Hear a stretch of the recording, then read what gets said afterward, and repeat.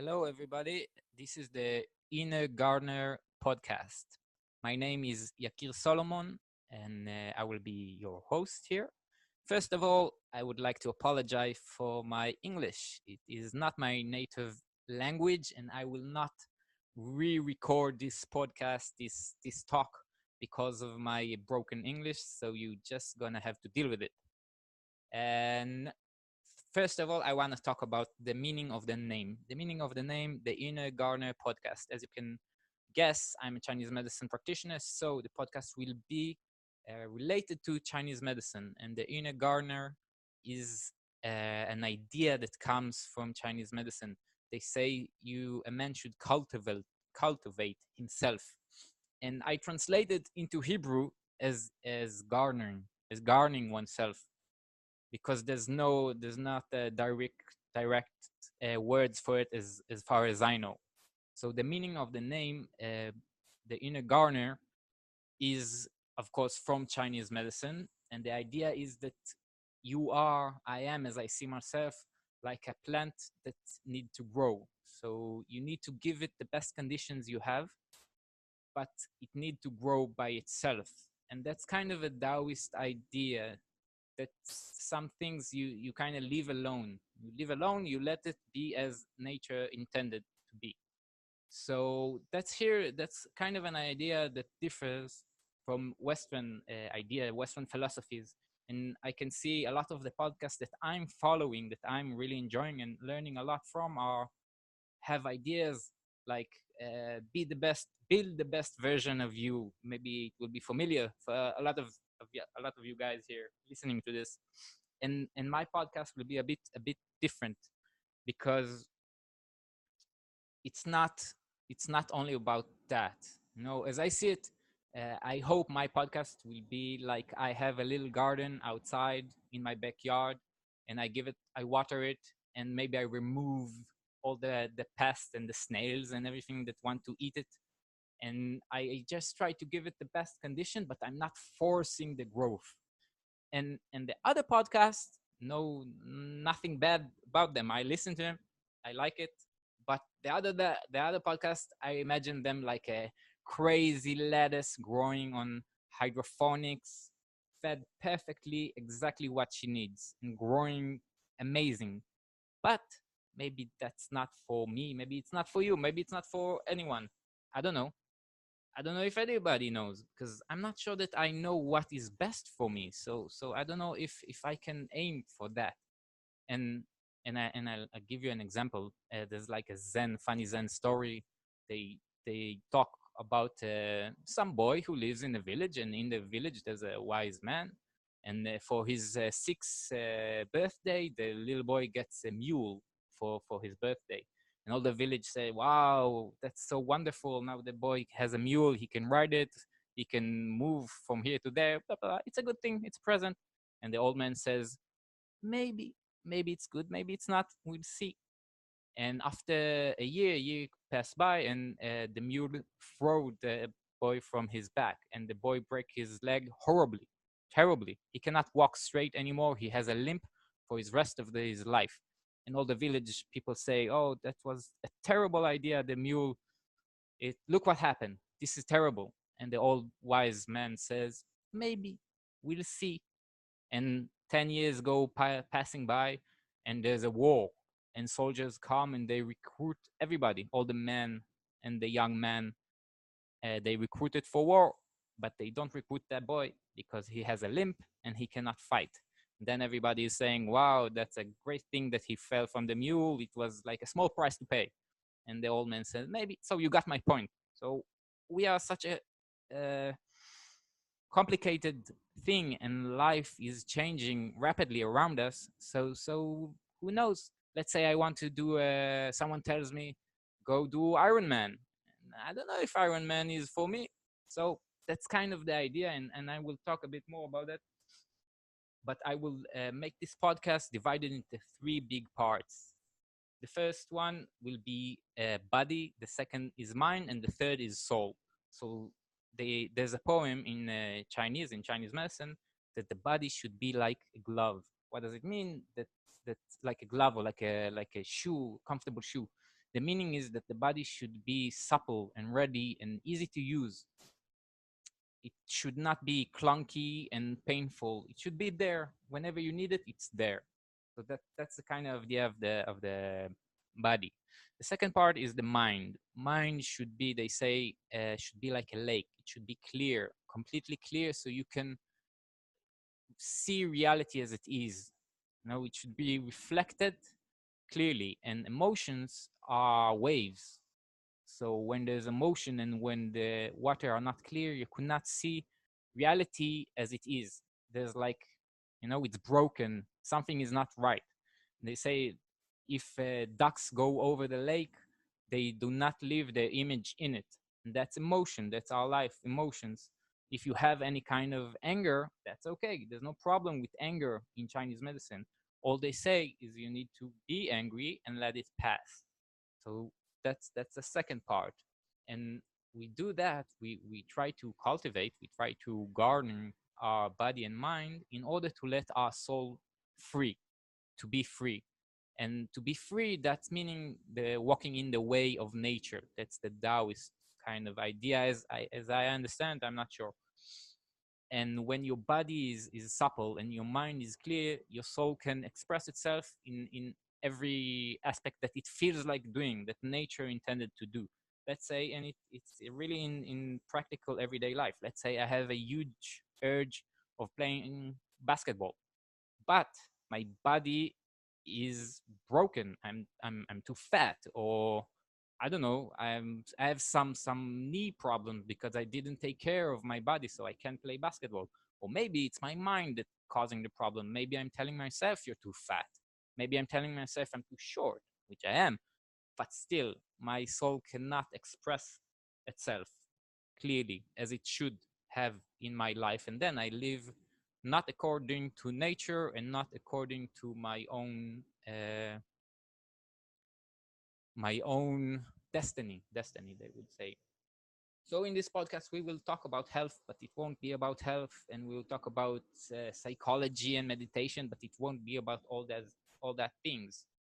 The things that I will try to make it, and the things that I like in Chinese medicine, in Chinese philosophy, is the everyday use of the philosophy. I studied a bit of Western philosophy in the uni, in university, and I liked it, but I didn't connect to it because it had no meaning to my life, to my everyday practice, to my everyday life. And in Chinese medicine, I feel that there's some truth going in all aspects of life, in the philosophical way, in a physical way. And that's something Jordan Peterson talks a lot about, truth that runs through all aspects of your life. So my few next episodes will be about how to open a clinic, and now about money, and about how to advertise and all that things. And you might say, oh, you just talked about philosophy and all that, and now we're going to business, kind of like Western side of things. And I would say yes. And the first reason is because this is where I am in life, and this is what I want to learn right now. I just opened my own clinic a few months ago, and I need to learn these things. And the reason I need to learn it is in order to let my soul be free. Because I will give you an example of from real everyday day Chinese medicine treatment. We do something that is called taking the pulse. Taking the pulse is part of the treatment. Almost every Chinese medicine practitioner do it. It means that we take our fingers and we put it on the hand vein of the person, and we try to feel it with the fingertips, and we're trying to feel the quality, they say, of the pulse. But it takes a lot of concentration and a lot of years of developing that awareness, also physical in your tip of your fingers, and also something deeper, like the feeling you get inside your body. And I see in my own practice that when I'm disturbed, either my body hurts, let's say my back hurts, or either my mind hurts. I am thinking about money. I don't have any. How can should I talk with this patient? Should I make him come again? that's ethics. I don't know if I'm thinking about all these things while I'm taking the pulse. It's not good. I cannot see reality as it is. I cannot meet my patient the best I am, and I cannot give him the treatment he came. And there's some problem in the connection between my soul and his soul. And they say in Chinese medicine that the treatment should be a meeting of two souls, the the practitioner souls and the patient soul. And if my soul is too attached to my body, to my physical body, to my pain, to my mental pain, it cannot reach that person, and I don't know if help him, but be there with him. That's maybe more how they would describe it. So I think I'm gonna make like a series of episode about advertising and opening a business and stuff like that. And I'm not only doing that for me, I'm also doing it for the community of Chinese medicine practitioners in Israel. Because after you finish Chinese medicine school in Israel, you basically left alone. There's no hospital that takes you. So you need to learn all these things, and you are not being taught at Chinese medicine school, like money, authorities, ethics, all that kind of crazy stuff that are big part. And they say only about five, I don't know if that's true, let's say even 10%, only about 10% of people who are Chinese medicine license here, finished with a degree from a university, do practice Chinese medicine 5 years after. And it's a lot because there is all kinds of advertising and money, and being a business is a very far away. Having a business, sorry, having a business, being a businessman is kind of almost the opposite than being a Chinese medicine doctor in Western societies. People who go there are not business oriented people usually, so they need help there. And that's the second big idea as I see it in my podcast, which will be like underlining idea because I'm kind of developing it now, the idea. And it will be the idea of the community. When I started to dream about being a Chinese medicine practitioner, it was always connected to my community here in my village in Israel where I grew up. I will always imagine my tiny clinic and all the people from my village that I know all my life coming, and I help them. They bring their kids, they tell me their problems. Like, it's not, it's like I would say like a shaman, something like that. Someone you can talk, and he's in the community, but he's a little bit far away. Like, he's in and out kind of, because he has a role in it. And I've been learning all Chinese medicine and a lot of different practice over the years. And I just heard someone say that in London Real, actually, that knowledge cannot bring you happiness, and community can. And I deeply agree, because happiness, I think, comes from a feeling of value, of purpose in life. And feeling of value is internal, as we all been taught in Western societies, of course. You need to feel good about yourself, but it's very external too. You feel good about yourself if other people give you the feeling that you, yeah, still running. Yeah, let's say I'm still running. So we were about community, right? Community. So you get self value from your community. I think if the people around you tell you you are valuable, then you feel that.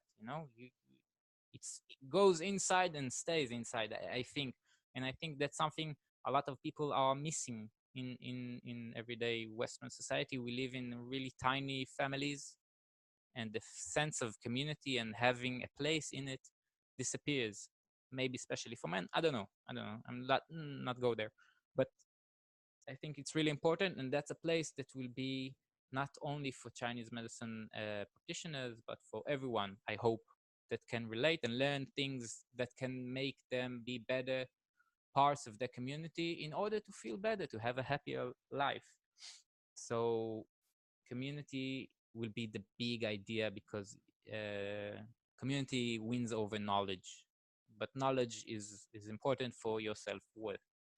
So That's me. That's my podcast.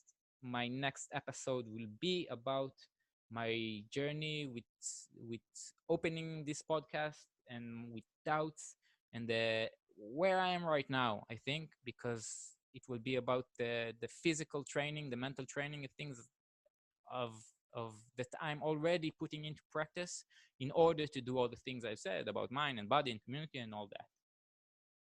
And that's it. And I want to finish with a quote that some Buddha once said that I've been thinking a lot these days, and it goes like that. Do not take evil thoughts lightly. A whole bucket can be filled by accumulating drops. So we can all think about that, and hope I see you soon. Peace out. Bye bye.